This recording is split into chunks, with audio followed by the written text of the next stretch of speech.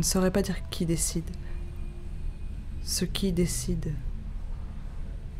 Si c'est moi qui choisis les projets ou bien si ce sont eux qui me choisissent ou qui me tombent dessus. Comme la foudre. Bien souvent, je me lance dans des projets par simple intuition, sans savoir du tout où ils vont me mener. Je voudrais travailler sur une œuvre d'un poète vietnamien qui a écrit un livre qui s'appelle, qu'on appelle Kim Van Kieu. Beaucoup de gens l'appellent Kieu, qui est le nom du personnage principal, une héroïne, une jeune femme dont on dit qu'elle a le destin des filles aux entrailles déchirées et qui va subir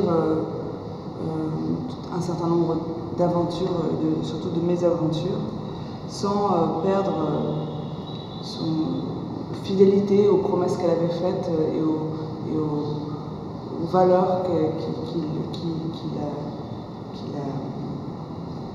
qui la portent vers l'épanouissement de ce qu'elle est. Moi je suis artiste dramatique, enfin, je suis metteur en scène et comédienne et dramaturge. Et par la force des choses, ce livre est arrivé sur mon chemin. Et c'est là le Kiou. Voilà. Et puis j'ai proposé un projet d'adaptation, de réécriture qui m'amène ici. De réécriture de Kiou.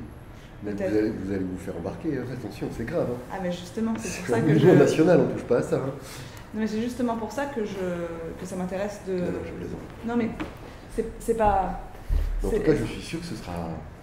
Enfin, faut... Regarder avec attention, il ne faut pas se livrer toujours avec trop de personnes sur ce genre d'entreprise avant que ce soit abouti. Voilà. Ça, c'est ce qu'on vient de publier enfin, je vous le... Parce que c'est l'équivalent du Kiou au-dessus des tables. Ah, génial. Ah, mais oui. Je vois. Trop beau. C'est formidable parce que la personne que je vais rencontrer tout à l'heure faisait dans sa thèse une comparaison entre le Kiou et ça, et je n'avais pas vu ça. Ah, mais merci beaucoup. Ouais.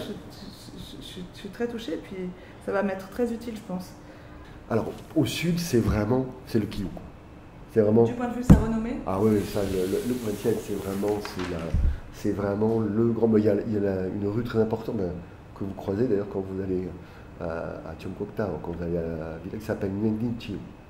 C'est l'auteur du Le Maintien, et c'est vraiment une figure emblématique. Il y a tout, hein, donc il y a le respect de l'autorité, mais aussi son rôle dans apaiser la société, pour la pacifier, le respect bien sûr de sa mère, puisque quand même il rate le concours simplement pour revenir dans son pays natal pour voir sa mère. Donc son truc, c'est sans fin. Il est trahi par des soi-disant amis. Enfin, tout est là. Ah bah ça va être passionnant. Ce qui m'a étonné surtout, c'est qu'il parle de ces deux œuvres-là, le Kiou et celui-là, comme des œuvres prosélytes de diffusion des valeurs. Ça je ne savais pas, mais parce que je connaissais pas l'œuvre, mais enfin pas spécialement, mais j'avais l'impression que l'auteur du Kiou prenait plus de distance, quoi. J'ai proposé un workshop avec des comédiens vietnamiens. Je voulais voir comme ils travaillaient, comme ils étaient au plateau.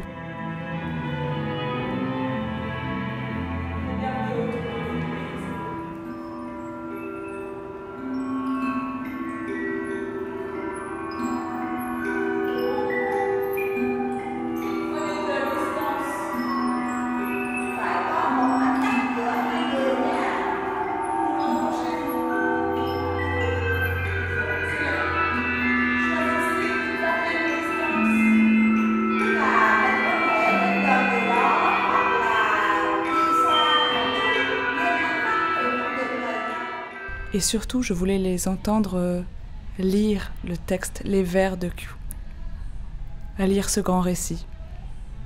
Je voulais entendre la musique de ce texte. Nợ tình chưa trả cho ai, khối tình mang xuống truyền đài chưa tan, cái đó là Kiều nói ha. Nỗi riêng những bàng hoàng, dầu trong trắng đĩa lệ tràn. Lâm trì từ thuở uyên bay, phòng không thương kẻ tháng ngày kết chiết thân. Mày ai chăng mới in ngần, phấn thừa hương cũ bội phần xót xa. J'ai aimé leur présence, leur générosité, leur disponibilité. J'ai aimé leur envie. J'ai trouvé que vous étiez très beau. Mọi người làm rất là tốt.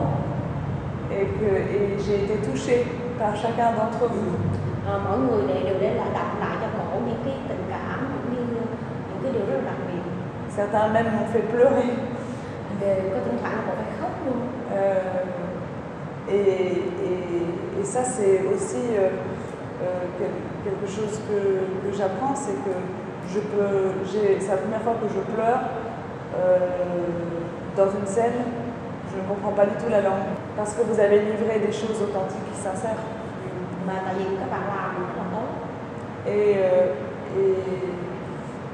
donc merci. Biết nói gì giờ chỉ biết nói là cảm ơn.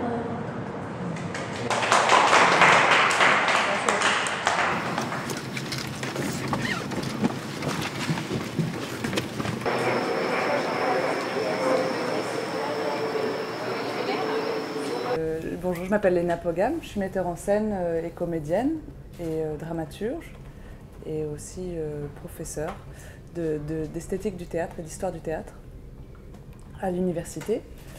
Et je suis très heureuse d'être ici avec vous et très heureuse de pouvoir être aussi au Vietnam dans le cadre de la résidence artistique de la Villa Saigon qui a été mis en place, comme vous le savez, certainement par l'Institut français et qui me permet de construire un nouveau projet qui est à son commencement, à sa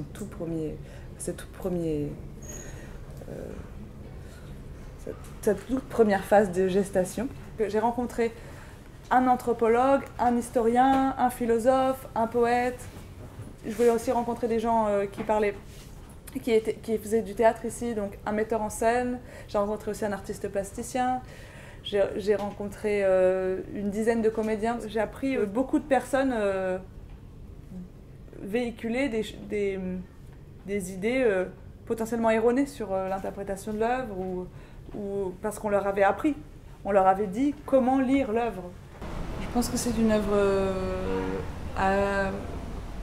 comme un labyrinthe en fait, qu'on parcourt comme un labyrinthe et qui est tressé de 1000 énigmes, de 1000 secrets et qui est inépuisable.